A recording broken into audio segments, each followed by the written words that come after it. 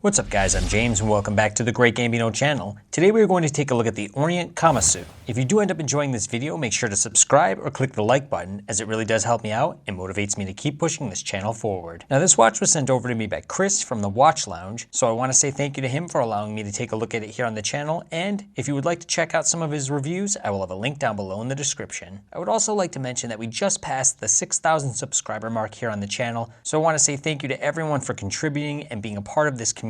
I am planning a small giveaway in the near future, so keep an eye peeled for that. The Kamasu is one of those timepieces that people like to label as a proper replacement for the Seiko SKX. This is because it is a true diver that is mass-produced and offers a plethora of specs within its price range. Read straight from the Orient website, only after diving into the design and specifications of the Kamasu will it be clear as to why it stands alone as a collection. Kamasu is the Japanese word for barracuda, a fitting name for a watch where the triangular hour marker and arrow hands resemble teeth.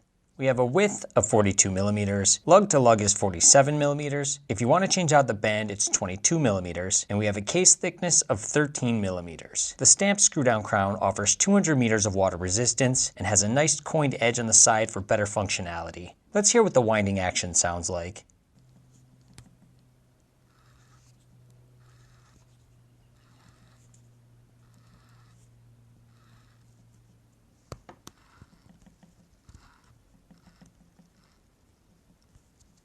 The matte blue 120 click unidirectional bezel features a coined edge. In addition, you will notice extra deep groove markings at every other hour that adds character while improving the grip. Let's hear what the bezel movement sounds like.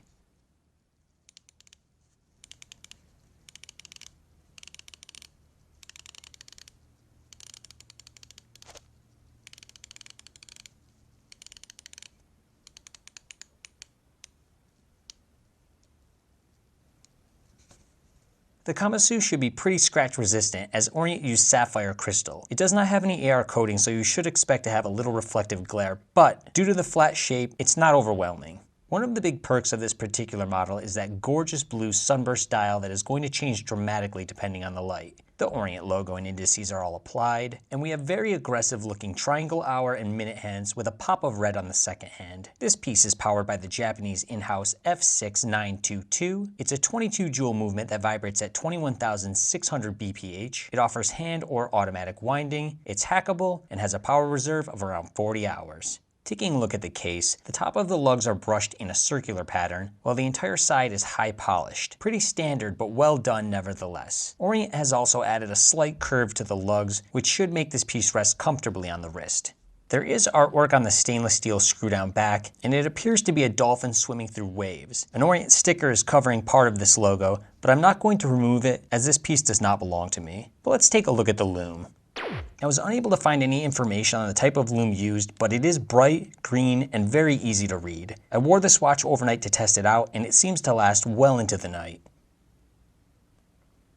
Here's a side-by-side shot next to an American quarter to give you a better representation of the scale. And here's a shot of my 6.75 inch wrist. It wears perfectly fine. With that nice 47mm lug to lug measurement, it's not going to have any hangover. But let's cut to the outdoor shot so I can show you that natural light reflection.